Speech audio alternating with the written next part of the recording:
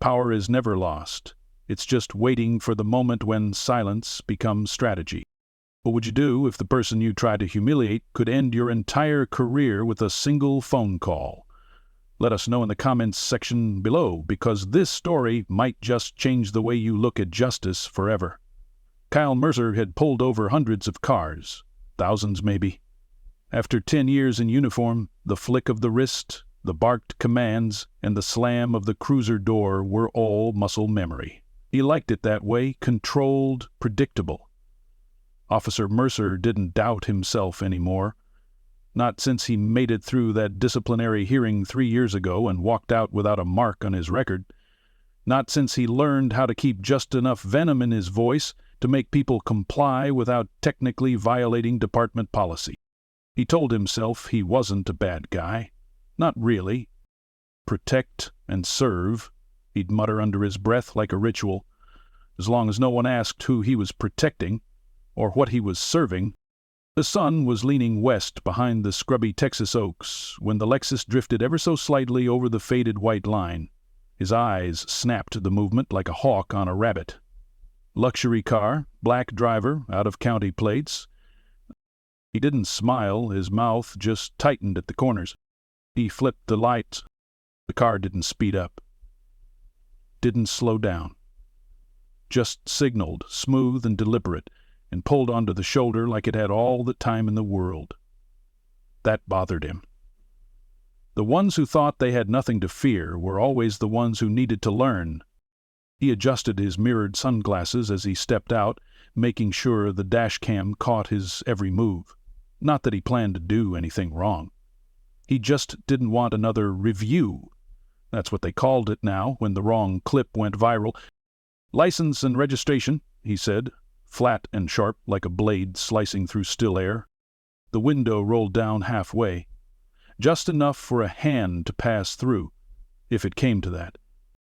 Inside was a woman, older, 70, maybe, dark skin, high cheekbones, silver-streaked hair pulled into a low chignon, expensive sunglasses, neutral lipstick, and an air of stillness that seemed rehearsed. She turned her head slightly, not enough to look him in the eyes. "I'd be happy to, officer," she said. Her voice was measured, civilized. The kind of voice that filled courtrooms and board meetings, not cars pulled over in the dust. "But, may I ask what I'm being stopped for?" Kyle didn't answer at first. Her tone struck him sideways, calm, unhurried, just curious enough to irritate. Most people sputtered, protested, or played dumb. "You crossed the line back there. Just a warning, if everything checks out." He emphasized the last part.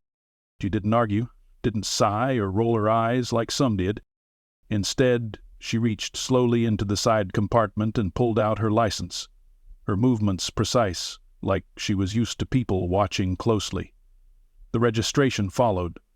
She handed both documents through the gap with perfectly manicured fingers. "Evangeline Langley?" He read off her ID. The name scratched at something in the back of his mind, but he brushed it away. He stepped back toward his cruiser, tapping the license onto his palm. Inside, he ran her plates. Clean, no warrants, nothing at all. But the name bothered him. He'd heard it somewhere. A courthouse, maybe.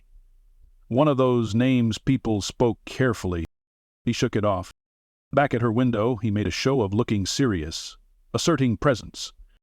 "Mind if I ask where you're headed, ma'am?" "Yes," she said. Not rudely, just plain. He blinked. "Yes? Yes, I mind." She turned her face fully toward him now. He could see her eyes behind those elegant sunglasses. They were sharp. Older than they looked, older than he looked. And somehow, something in his gut twitched, but his mouth worked faster. "Excuse me? I'm not required to disclose my travel route to you unless you have reasonable suspicion that a crime has been committed," she smiled faintly. "Which, unless traffic laws have changed in the last hour, I'm confident you do not." Kyle stiffened. He felt his jaw clenched before he could stop it. "You being a lawyer or something?" he sneered. And there was the briefest pause. a beat of silence so tight it might have cracked. "No," she said quietly. "Something." And that was when he snapped. Maybe it was the tone, maybe it was the heat, or the video his buddy showed him last night where some hotshot in a robe let a career criminal walk free on a technicality. He reached inside the window. Too fast. He grabbed her wrist. She didn't yow, didn't resist. She just stiffened. Then, smack. The sound echoed louder in his head than it did in the open air. He'd slapped her. It wasn't hard, not like a punch, but it was loud enough, visible enough. His fingers still stung from the contact. His breath caught. Just for a second. Her sunglasses had fallen slightly askew, revealing the deep-set calm behind them. Not fear, not outrage. Pity. "You just made a very serious mistake," she said evenly. He stepped back, heart suddenly thudding. In the back of his mind, he realized the dash cam was on. And he turned. So is a phone. A young woman standing across the street, frozen in place, was filming, her eyes wide, her hands steady. "Turn that off," he shouted. Too late. As Langley reached into her bag, he tensed again, but she wasn't reaching for a weapon. She pulled out a slim leather case, flicked it open. Inside was a gold badge. Not a police badge, not military. It was judicial, a seal engraved with authority few could touch. Evangeline Langley, Texas, Supreme Court. She paused. And chair of the Oversight Committee for Veterans Affairs Funding. Powell's mouth dried up. "You? What?" he said, voice hoarse. "He'll want to call your captain," she said, "immediately." Then she rolled her window up, slowly, deliberately. She didn't drive off. She didn't need to. She just waited. And Kyle Mercer, for the first time in a long time, had no idea what to do next. Kyle didn't move at first. His hand still hovered in the air near his holster, even though no threat existed. His brain, usually 10 paces ahead, was stuck back in that moment. The slap, the badge, the name. Evangeline Langley, Texas Supreme Court Justice. His face felt like it was sliding off his skull. He looked toward the phone-wielding witness again. She hadn't moved either. Young, probably early 20s. Hoodie, earbuds, still in. She wasn't yelling. She wasn't approaching. She was just recording, her expression caught between horror and anticipation, like she knew this video was going to change something. Everything. Kyle's radio crackled to life on his belt. A routine inquiry from dispatch asking if he'd cleared the stop. He didn't answer. Instead, he backed away from the Lexus like it might explode. His pulse thudded in his ears. What did she say? Chair of the Veterans Affairs Oversight Committee? What the hell did that even mean? He knew what a Supreme Court judge was, of course he did, but this was something else. This was power in a plain blouse and soft-voiced certainty. And he'd laid hands on it. He turned back toward the cruiser like he could somehow unspool the last 5 minutes by sheer force of will. Behind him, the window of the Lexus inched down again. "I strongly recommend," Evangeline said, her voice no louder than before, "that you document this incident fully and truthfully, before someone else does it for you." He wanted to say something, to lash out, defend himself, but nothing came out. He got in the car. Slamming the door felt cheap, but he did it anyway. His hands fumbled at the in-car laptop, pulling up the preliminary incident report. He stared at the cursor blinking on the screen. What was he supposed to write? Stopped driver for failure to maintain lane, proceeded to assault her, discovered she's a sitting Supreme Court justice, may have just ended my career. Please advise. He scrubbed his hands down his face. Outside, Evangeline remained in the car, composed, waiting. She wasn't going anywhere. The young woman across the street had lowered her phone, but she hadn't left. Kyle radioed dispatch. "Deal with it." This is Unit 217. Need a supervisor at my location. Possible situation. He left the last word hanging like a broken wire. There was a pause. Copy that, 217. Dispatching Sergeant Lindell to your location. He sat there, engine idling, like a condemned man waiting for a jury to be sworn in. 15 minutes passed in silence. And she didn't drive away. He hated that most of all. When Sergeant Lindell arrived, her SUV pulled in behind Kyle's cruiser like a black and white shadow. She stepped out, clipboard in hand, mirrored shades already on, blonde hair pulled into a tight bun that screamed regulation. Kyle had worked under her for 4 years. She didn't smile much. She didn't need to. As soon as she saw Evangeline's car, she slowed her approach. "What's this about?" she asked, her voice flat. Kyle stepped out, forcing himself to stand up straighter. "Traffic stop," he said. She looked at him, then at the Lexus. "It's a Lexus 460, late model. You pull her for speeding?" "Lane violation," he muttered. She arched one brow. "And you needed me because—" He didn't answer. Evangeline's window rolled down again. She didn't lean out, just lifted her ID case. Slow and deliberate, so that the gold seal caught the light. Weapons loaded. Lindell squinted. It froze. The silence between them was sharp. Kyle cleared his throat. "She says she's Justice Langley." "He is Justice Langley," Lindell snapped, walking toward the car. "I've seen her twice at the Capitol security events." Now it was Kyle's turn to freeze. Evangeline spoke again, calm, cold. "Officer Mercer struck me during this stop, without cause, without escalation, and in full view of at least one civilian witness." Lindell's shoulders went stiff. Her head turned slowly toward Kyle, as if she were trying to decide whether she'd heard that right. "You did what?" "It was a reflex," Kyle stammered. "She was being difficult. I asked her—" "You put your hands on her?" "I didn't hit her, I mean—" He stopped. "Lied." "Not hard." Lindell's jaw clenched. She turned to Justice Langley. "Ma'am, are you hurt?" "No," Evangeline said, "but I am very much not fine." "I understand." "No," Evangeline corrected her gently. "You don't. But you will." Lindell's face was the color of printer paper. She turned back to Kyle, voice dropping low. "Get in your cruiser. Don't say a word to anyone. I need to call internal affairs.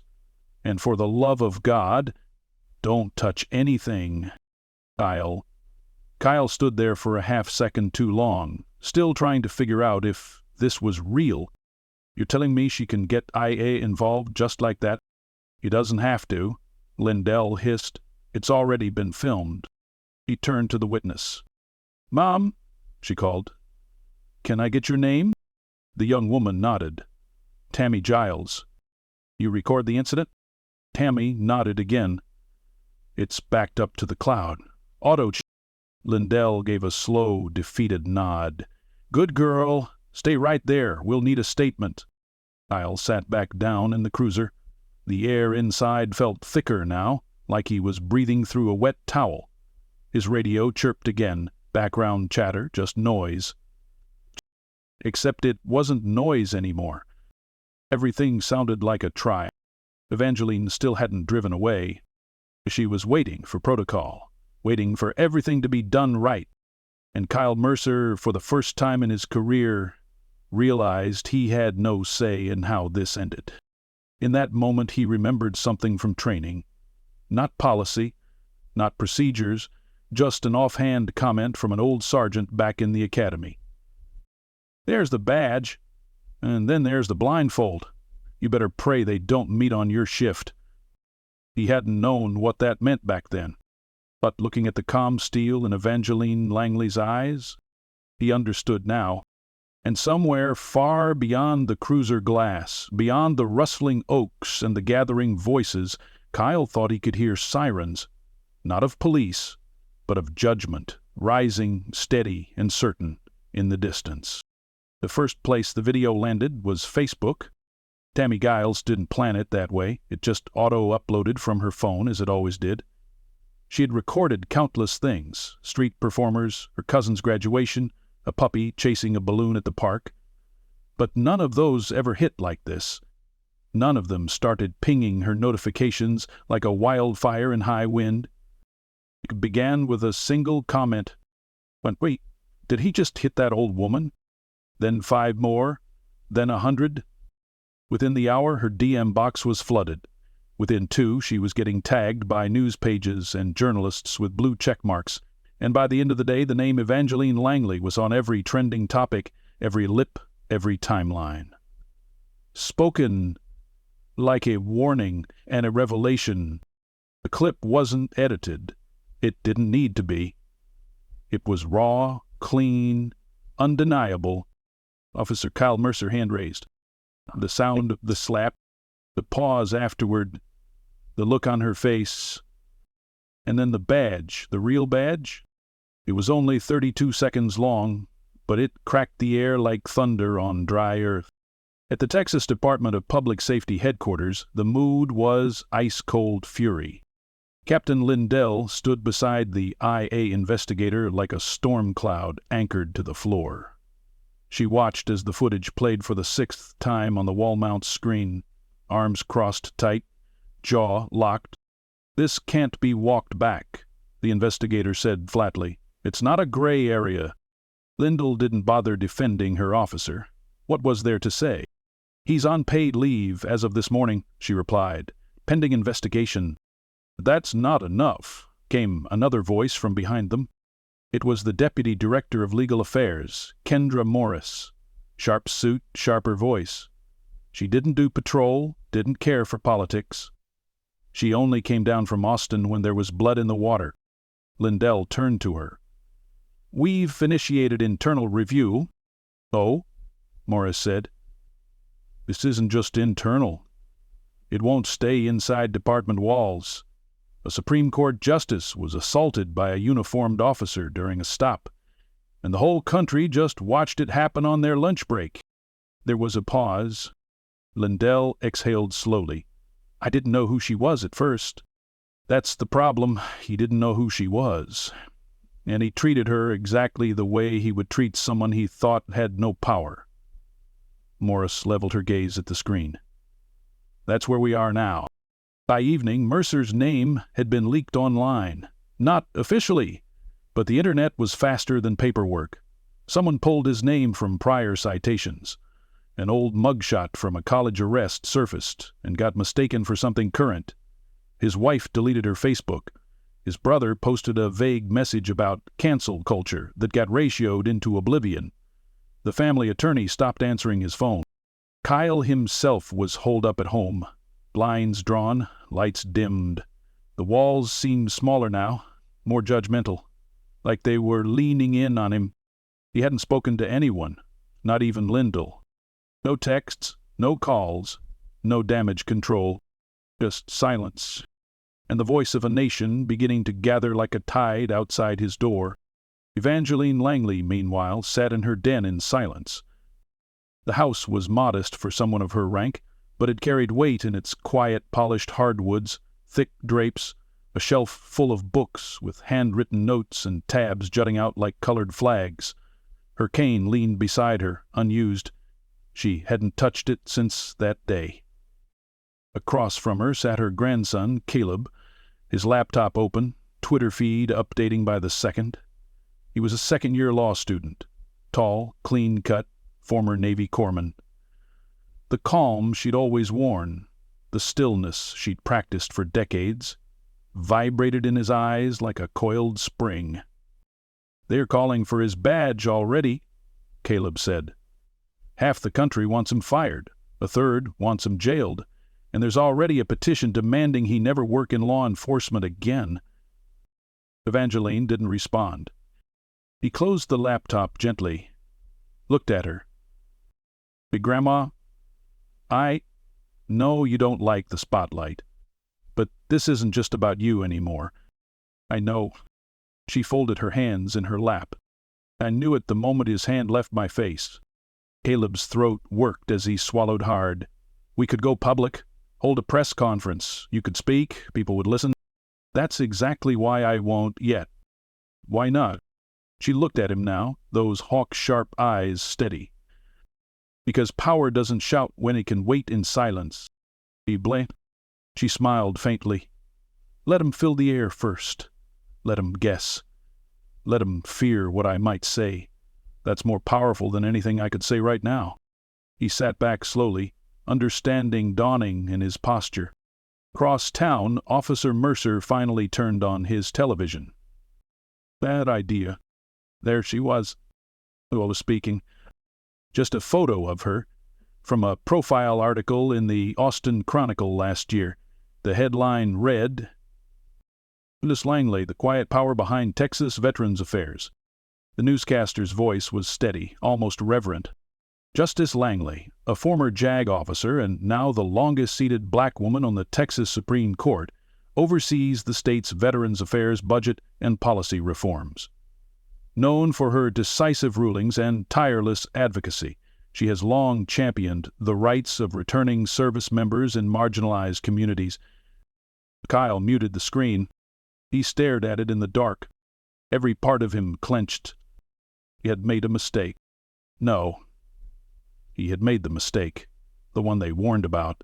The one they used in ethics training videos. The one where the line was crossed not in blood, but in arrogance. And he crossed it with a woman whose silence made entire institutions tremble. Outside, camera crews had already begun circling his house. Not official press, not yet, but the YouTubers, the freelancers, the hungry ones with ring lights and Reddit followings. He stayed inside, right and elsewhere. In a Washington, D.C. meeting room, a quiet phone rang. A staffer picked up, listened, then turned to the man sitting at the end of the conference table. Sir, she's calling in. The VA director sat up straighter. Who? The staffer didn't blink. It's Langley, he said. And in that moment, even a room filled with power remembered what real authority sounded like. When it wasn't asking for attention, it was coming for action. And it never came alone. The courthouse smelled like old paper and floor wax. The kind of scent that clung to your clothes after you'd been there too long, like memory turned into atmosphere. Deputy District Attorney Rick Mendez knew it well. He'd come up through this place, interned in college, clerked during law school, tried his first misdemeanor case in courtroom 3B when he was just 25. But today didn't feel like any other day. Today, Justice Langley was in the building, not as a judge, nor as a guest, but as the witness. The hallway outside the grand jury chamber was quieter than usual. The usual rustle of briefcases and echo of footfalls was muted, subdued. Even the courthouse guards seemed straighter-backed, like they knew something sacred had walked past them and didn't dare slouch near it. Rick leaned against the wall near the elevator, clipboard in hand, watching as Evangeline Langley approached.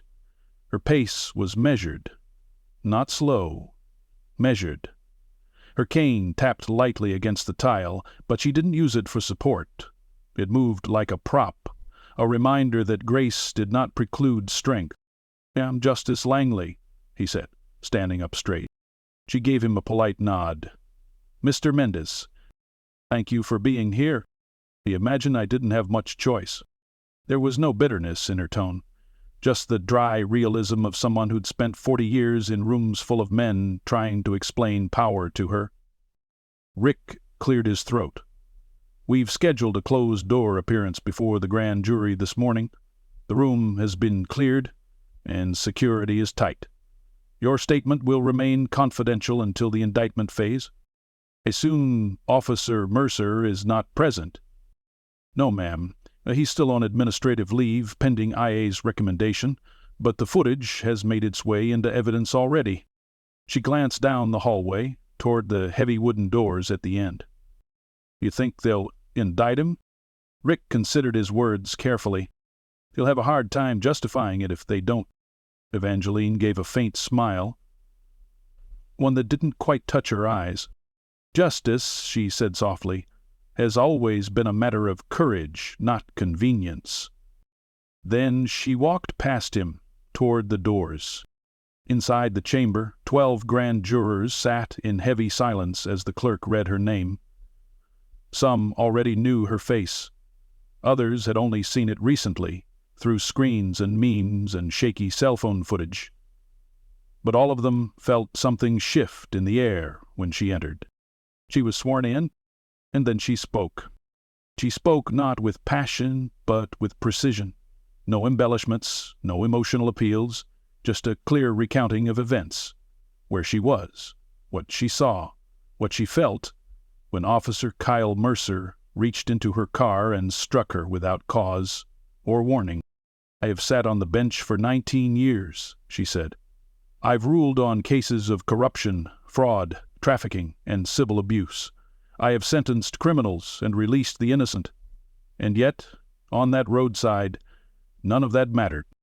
She paused. "In that moment I was just another body behind the wheel, another target for contempt wrapped in a badge." One of the jurors shifted uncomfortably. Another, a man in his 50s, looked away. Rick didn't interrupt. He didn't even blink. This wasn't testimony. This was tectonic. When she finished, the silence was so total it felt like a held breath. The court reporter sat still, hands off the keys. No one moved. Then she stood, gathered her notes, and walked out with the same grace she'd walked in. Rick followed her back into the hallway, his voice softer now. "You just shifted the whole building." I didn't come here to shake walls, Mr. Mendez," she said. "I came to remind people they still stand on a foundation." As they neared the exit, a reporter slipped through the revolving door. He didn't call out, didn't shove a mic in her face, just held up a phone, silently recording. Evangeline paused. She turned to him. "No questions," Rick started, raising his hand. But Evangeline lifted hers slightly, stopped him, and then, calmly, to the camera, she said, "Let this not be a story about a slap. Let this be about what allowed the slap to happen. Let this be about silence, culture, impunity, and the duty we all share to uproot what should never have been planted in the first place." Then she walked out into the daylight. The video, of course, went viral. Again, news networks were still scrambling to interview her. She declined all of them. Except one. An independent veterans group that ran a small webcast out of Dallas. It wasn't about press. It was about purpose. When she appeared on their live stream, the chat exploded. "That's her. My God, she's brilliant. I served 12 years and never felt this scene. Why isn't she running for something?" But she wasn't there to talk about herself.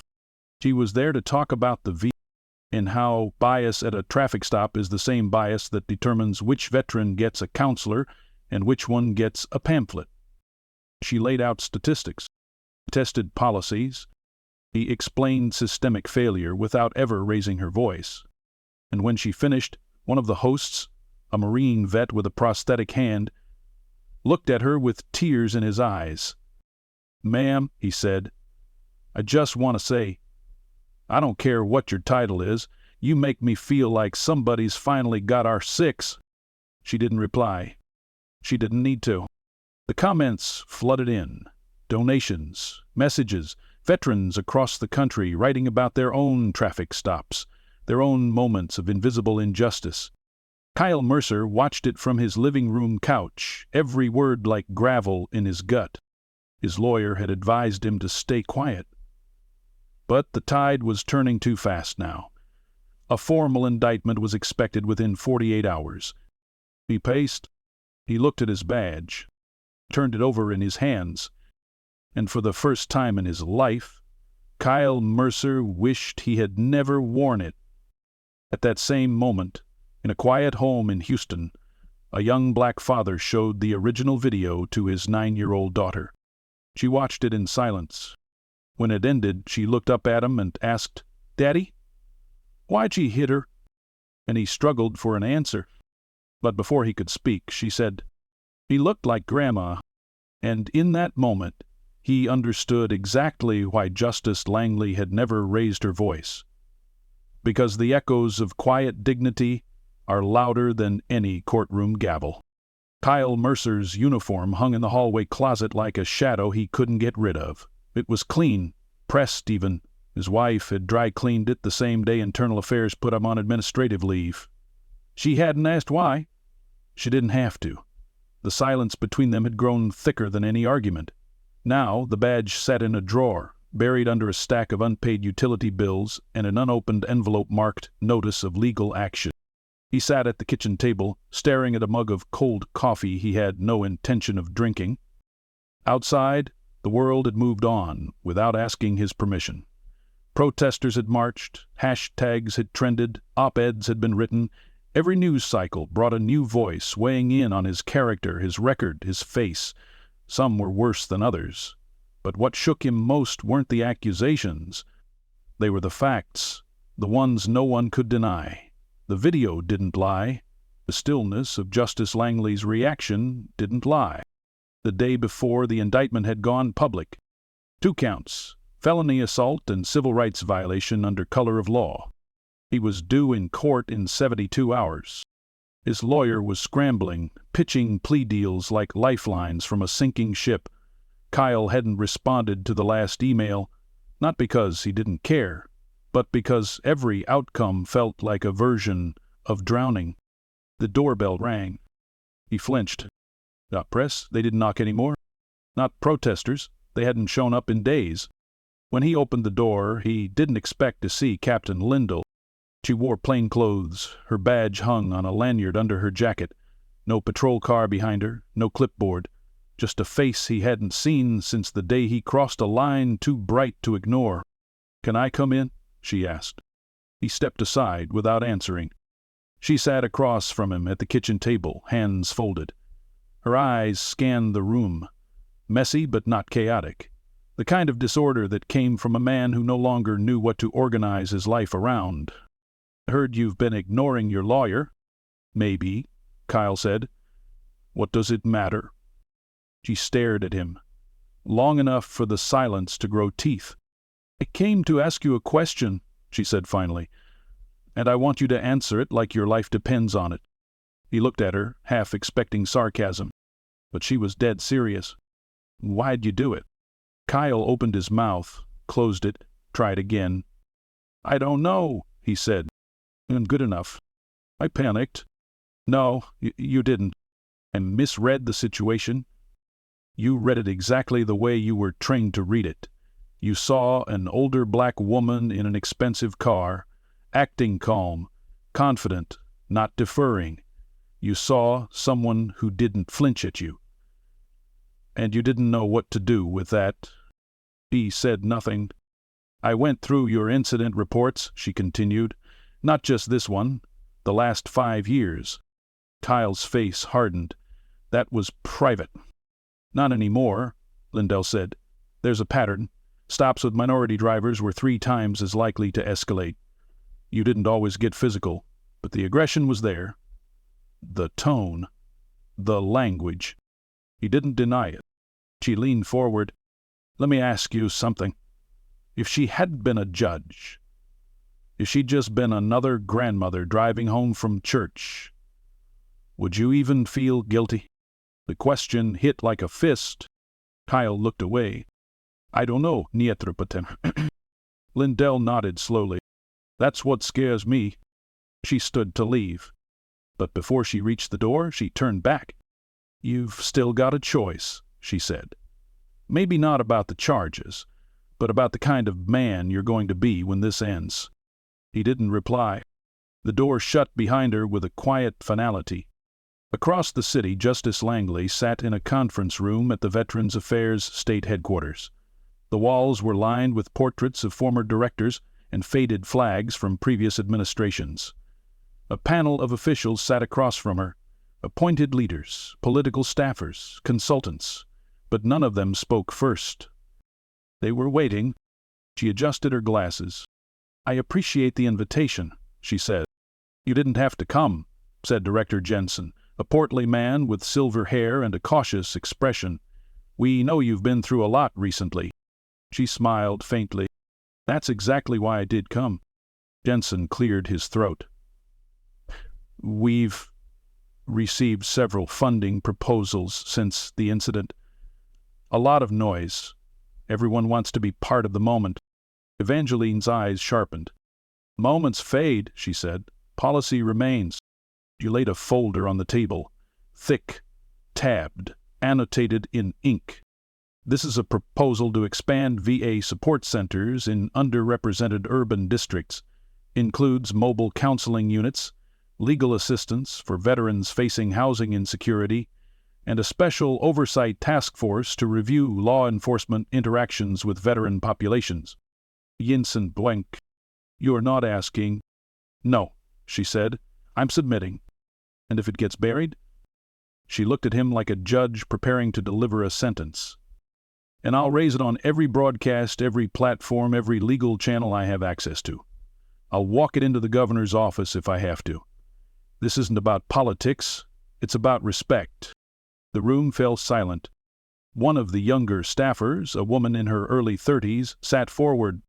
"I lost my brother to suicide after he left the service. He never got help. He didn't even know how to ask." Justice Langley met her gaze. "Then this is for him?" Outside the building, Caleb waited by the car. When she returned, he opened the door for her and slid into the driver's seat. "Easy day?" he asked. "Productive." He pulled out into traffic. After a few quiet minutes, he asked, "Do you think it'll pass?" She looked out the windshield at the rows of cars, the crowded sidewalks, the city that never looked back long enough to learn. "I think it already has," she said. At a small coffee shop in East Austin, the barista paused mid-pour as the TV above the register played the live courtroom feed. Kyle Mercer stood at the defense table, hands clasped in front of him. The judge read the charges. He pled guilty. No trial, no fanfare, just a quiet, strangled voice saying, "Yes, Your Honor." The barista turned to his coworker. "That's the guy, right, from the video?" His coworker nodded. The barista looked back at the screen. Good. Then he went back to pouring the coffee. "Sometimes justice doesn't roar. Sometimes it whispers, and people listen." Evangeline Langley stood at the edge of a long, polished stage, the Texas state capitol behind her glowing gold in the late afternoon sun. A podium waited for her at the center. Dozens of folding chairs had been arranged on the steps below, all filled now by veterans, city officials, volunteers, local organizers.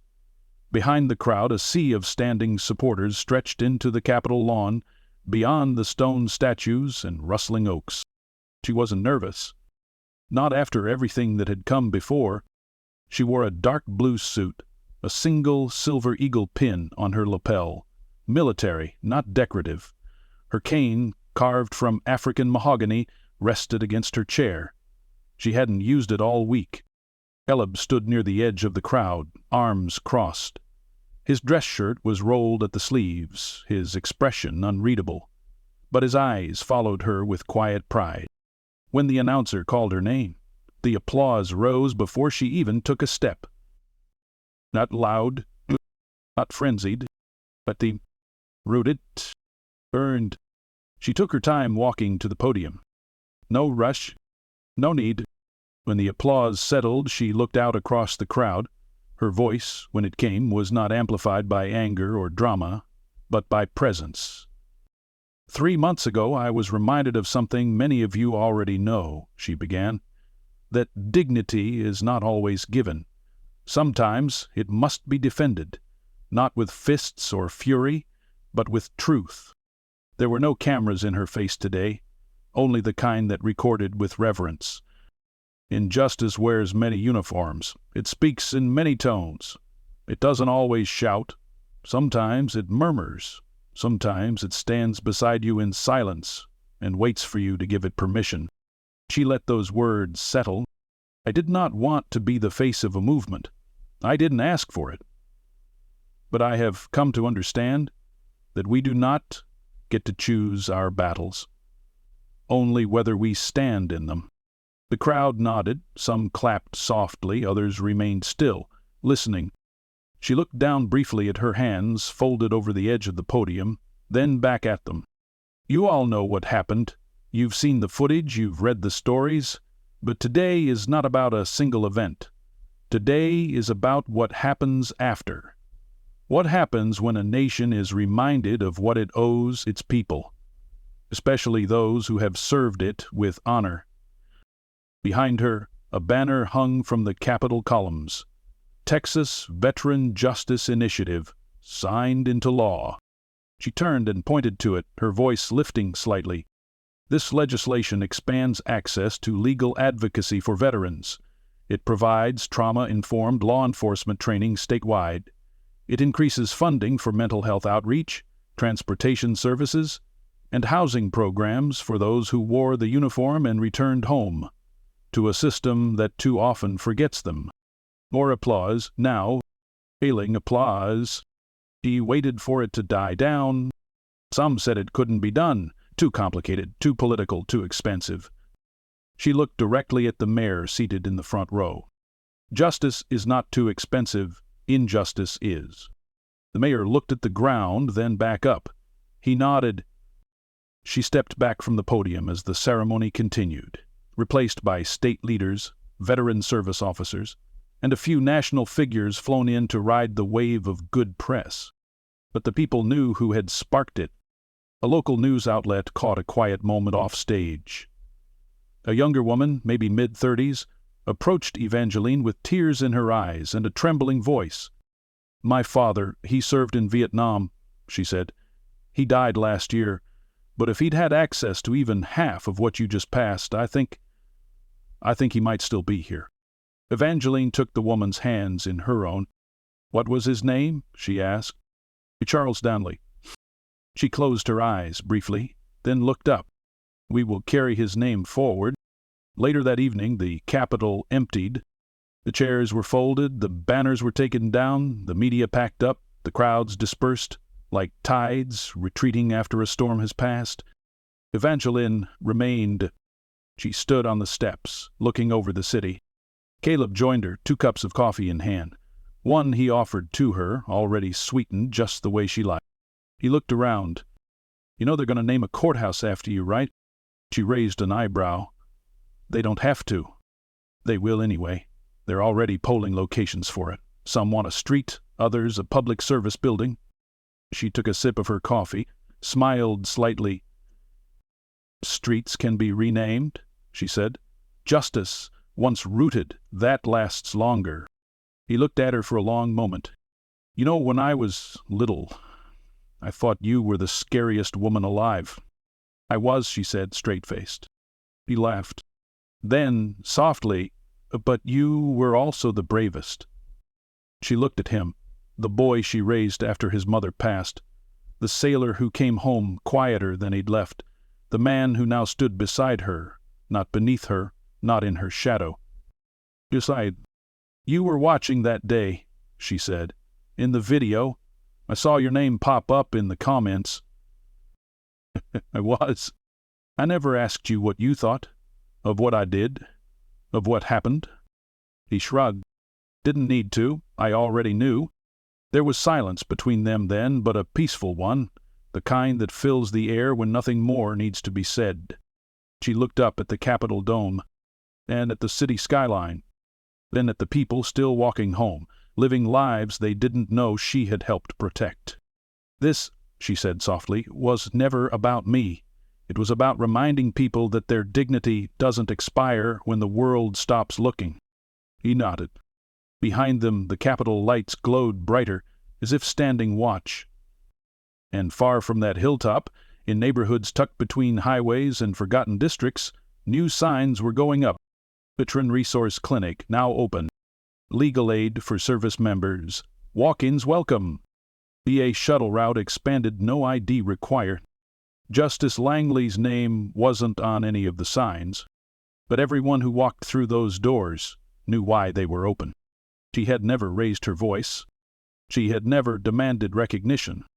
but she had stood her ground. And in doing so, she gave others something to stand on.